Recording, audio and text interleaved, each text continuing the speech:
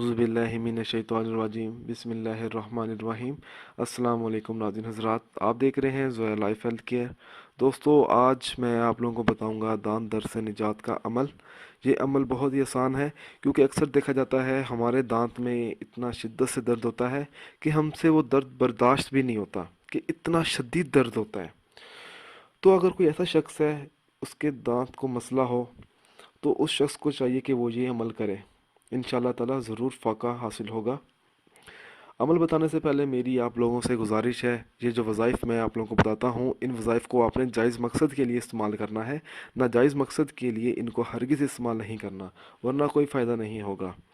مریض سے کہیں کہ جس دانت میں درد ہے اس کو دبائے، ہاتھ کی شہادت والی انگلی سے اور انگوٹھے سے دانت کو زور سے پکڑے اور دبائے، اور ایک مرتبہ نعت علی پڑھے اور مریض سے پوچھیں اگر درد رک گیا ہو پھر تو ٹھیک ہے، اگر درد نہ رکا ہو تو 2 مرتبہ نعت علی پڑھیں، اور پھر مریض سے پوچھیں اگر درد رک گیا ہو پھر تو ٹھیک ہے، ورنہ 3 مرتبہ نعت علی پڑھیں، اور مریض سے ہر مرتبہ درد کی جگہ کو پکڑی رکھیں زور سے، جب تک درد کم نہ ہو نعت علی ہر مرتبہ ایک بار زیادہ کر کے پڑھتا رہے۔